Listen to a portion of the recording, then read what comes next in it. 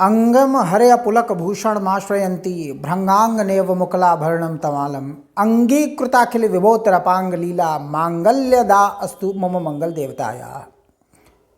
हे माता लक्ष्मी, जिस प्रकार आप भगवान विष्णु पर अपनी दृष्टि डालकर उन्हें आनंदित और प्रसन्न करती हैं और यह दृष्टि ही भगवान का एक मुख्य आभूषण माना जाता है, उसी प्रकार से आप अपनी मंगल दृष्टि हम सभी लोगों पर डालें ताकि हमारे समस्त प्रकार के दुष्ट कर्मों और पापों का नाश हो और हमारा मंगल हो।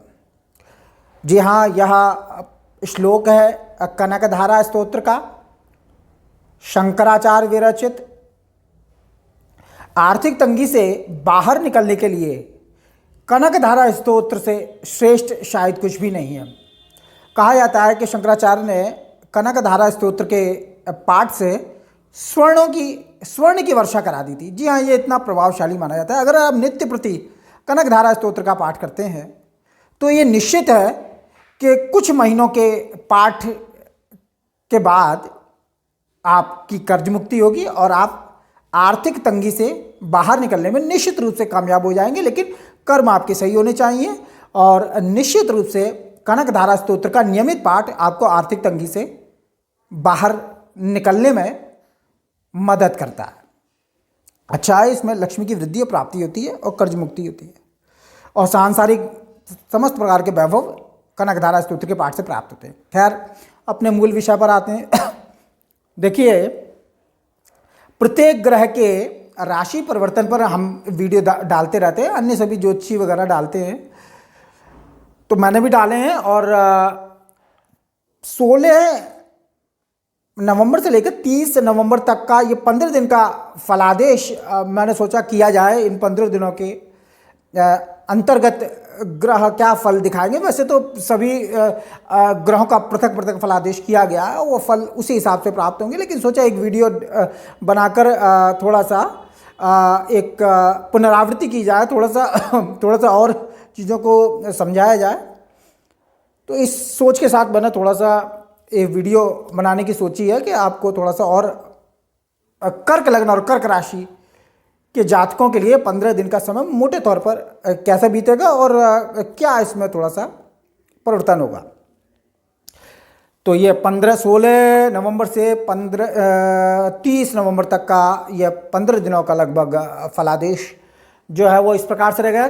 कर्क लग्न या कर्क राशि राशि और लग्न, आपकी कर्क राशि है तो भी और कर्क लग्न में आप जन्म हुआ है आपका, तो भी इस फलादेश से आप निश्चित रूप से प्रभावित होंगे। थोड़ा एक बार फिर से समझा जाए।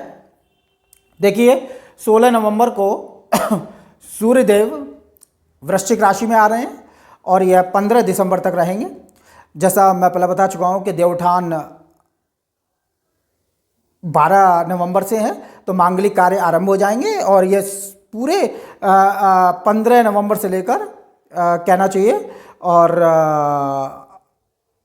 आपके 15 दिसंबर तक ये मांगलिक कार्य से मतलब सीधा वैवाहिक मांगलिक उत्सव से है, तो शादी वगैरह का प्रोग्राम अब आरंभ हो जाएगा। और उसके बाद सूर्य जो है वो धनु राशि में प्रवेश करेगा, तो वो धनु और मीन संक्रांति हमारे यहाँ वर्जित मानी गई है। शुभ और मंगल कार्यों में बृहस्पति की ये दोनों राशियों में सूर्य का गोचर वर्जित किया गया है, यानी इसमें कोई भी शुभ कृत्य नहीं किया जाता है। तो 12 नवंबर से 15 दिसंबर तक का ये जो समय है, इसमें मांगलिक कार्य होंगे, विवाह आदि के मुहूर्त पंचांगों में लगाए गए और विवाह आदि संपन्न किए जाएंगे। तो सूर्य अपनी नीच राशि तुला से 16 नवंबर को वृश्चिक राशि में आ रहे हैं। निश्चित रूप से अपना नीचत्व भंग कर रहे हैं, ख़त्म कर रहे हैं।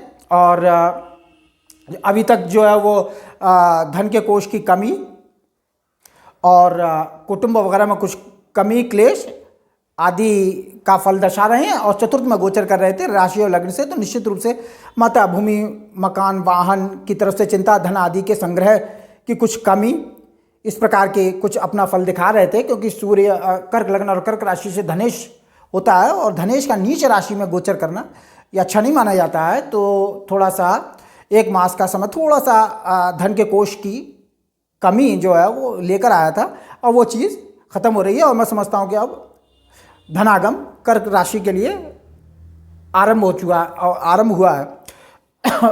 पंचम में गोचर करेंगे, निश्चित रूप से सूर्य का पंचम गोचर होगा, तो आपके निश्चित रूप से सूर्य और बुध भी गोचर कर रहे हैं 29 अक्टूबर से, इनका लंबा गोचर रहेगा। ये 4 जनवरी को आपके धनु राशि में प्रवेश करेंगे। तो सूर्य बुध की युति जो है वो जो शिक्षारत जो जातक है, अध्ययनरत हैं, निश्चित रूप से इसमें अच्छी और बड़ी सफलता के योग सूर्य बुध की युति प्रदान करेगी कर्क लग्न और कर्क राशि के जातकों के लिए। और संतान, विद्या, वाणी के माध्यम से अच्छा खासा धन प्राप्त करेंगे। सूर्य का पंचम गोचर करना थोड़ा सा स्वभाव में गर्मी देगा, परंतु सूर्य प्रकाश और प्रभाव के कारक ग्रह है, तो वाणी में थोड़ा सा प्रभाव उत्पन्न करेगा। और सूर्य की ताकत से थोड़ा सा अच्छे विचार जो है, अच्छे विचार शक्ति, चिंतन शक्ति देने वाला होगा। और परंतु धनेश पंचम गोचर करता है, तो धन की तरफ विशेष ध्यान रहेगा, धन संग्रह की चिंता रहेगी, धन संग्रह की तरफ दृष्टि रहेगी।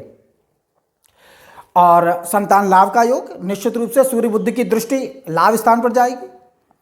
कहना ही क्या, लाभ सुत विद्या वाणी के माध्यम से आमदनी की अच्छी शक्ति प्राप्त होगी, धन लाभ के अच्छे अवसर प्राप्त होंगे। और आपका बृहस्पति जो है वो एकादश भाव में शुक्र की राशि में गोचर कर रहा है, तो भाग्य और परिश्रम के योग से कर्क लग्न और कर्क राशि के जातक अच्छी आमदनी और आमदनी का स्रोत प्राप्त करेंगे। जब से बृहस्पति का गोचर हुआ, 9 अक्टूबर से बृहस्पति वक्री हुआ है। शुभा वक्रा महाशुभा, क्रूरा वक्रा महाक्रूरा। शुभ ग्रह वक्री हो जाए तो अच्छा होता है, पाप ग्रह वक्री हो तो नुकसानदायक होता है। शनि वक्री है, अभी 15 नवंबर को मार्गी हो रहे हैं, तो शनि का वक्रत्व खत्म हो रहा है, अच्छी बात है। कर्क लग्न और कर्क राशि के जातकों के सहित तमाम अन्य दूसरी राशियों के लिए शनि का जो वक्रत्व है चिंताजनक रहा है, वो अब खत्म हो रहा है। बृहस्पति वक्री हुए हैं 9 अक्टूबर से, निश्चित रूप से ये अच्छी स्थिति मानी जाती है शुभ ग्रह का वक्री होना, तो निश्चित रूप से आमदनी में वृद्धि कारक बृहस्पति अभी रहेंगे, वक्री हुए हैं। उसके बाद ये फरवरी के महीने में मार्गी होंगे, 24 फरवरी को मार्गी होंगे बृहस्पति आपके 4 फरवरी को, माफ़ी चाहूँगा, 4 फरवरी को मार्गी होंगे और फिर ये राशि में अग्रसर होंगे। तो वक्र तो अच्छा होता है शुभ ग्रह का। और 26 नवंबर को बुध भी वक्री हो जाएंगे, तो एक तरीके से और अच्छी स्थिति में रहेंगे। तो लाभ स्थान में बृहस्पति का होना, सूर्य बुध की दृष्टि निश्चित रूप से कहीं ना कहीं से धनागम देती रहेगी, आमदनी प्राप्त होती रहेगी। और बुद्धि की शक्ति से खर्च का संचालन होता रहेगा, क्योंकि व्ययेश बुध पंचम गोचर करेंगे, बुद्धि वाणी की शक्ति से खर्च का अच्छा संचालन होगा।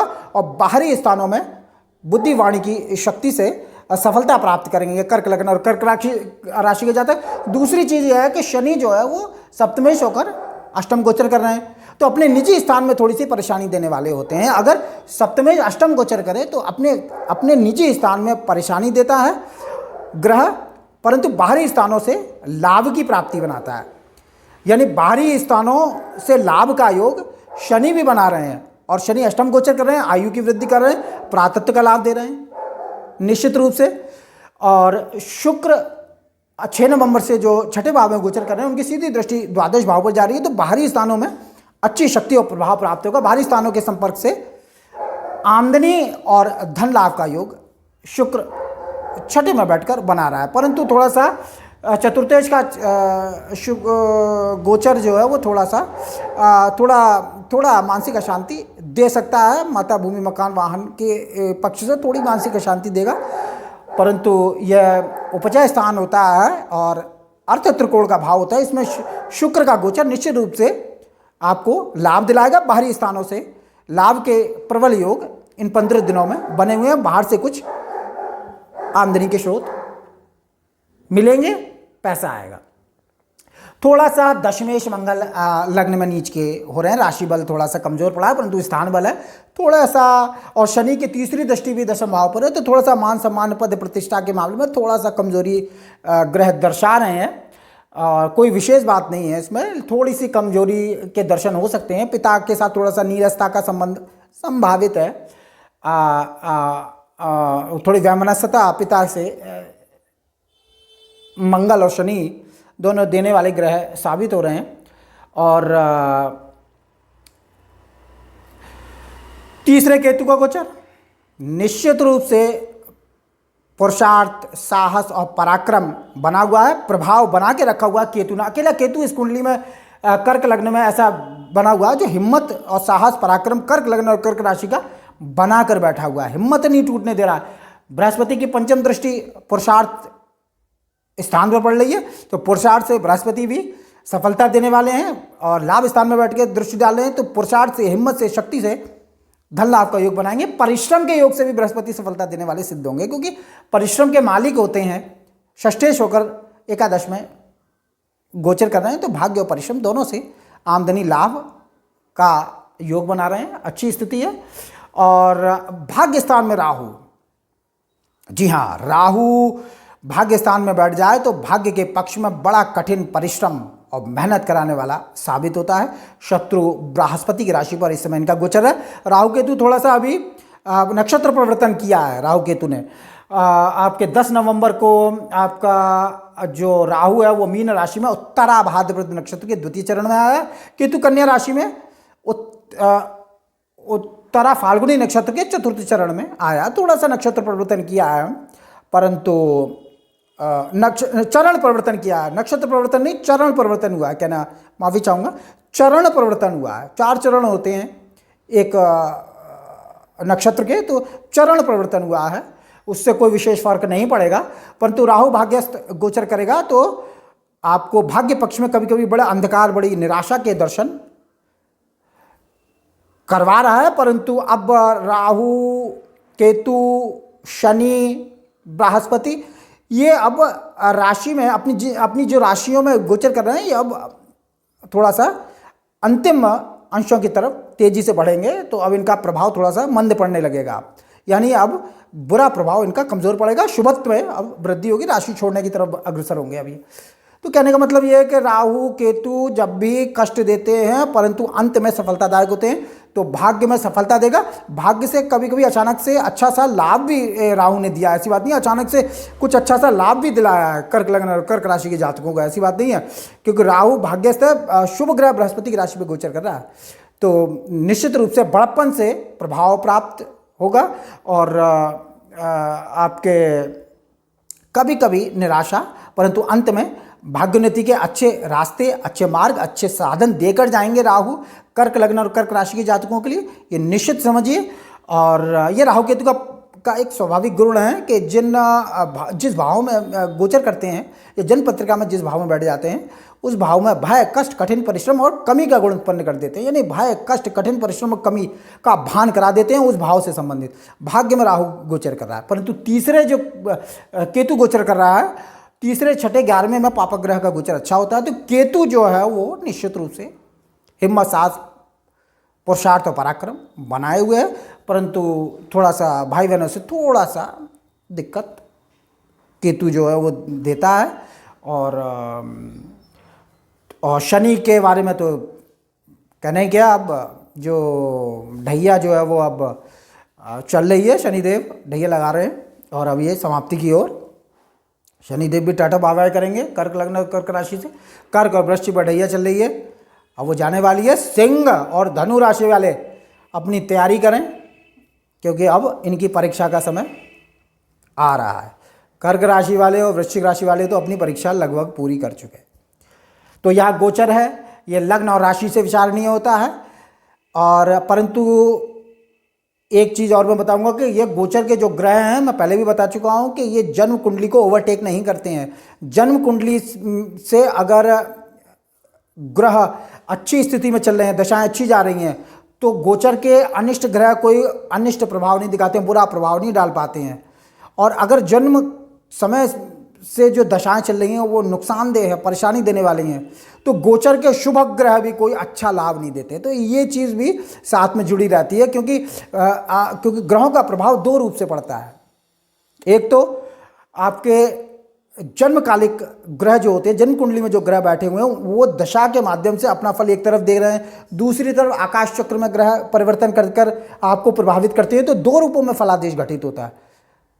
तो वो जन्म कुंडली और गोचर का मिश्रित फल जातकों पर यानी मनुष्यों पर पड़ता है और संसार को यह ग्रह प्रभावित करते हैं।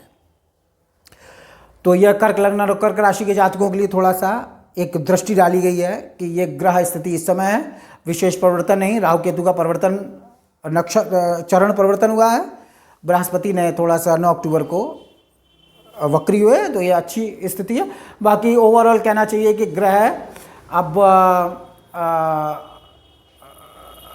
अच्छी स्थिति की तरफ इशारा कर रहे हैं, क्योंकि राहु केतु का परिवर्तन होगा और स्थिति कहना चाहिए कि अभी राहु केतु राशि परिवर्तन करेंगे और मेन चीज़ है शनि की ढैया, वो 29 मार्च 2025 को समाप्त हो जाएगी।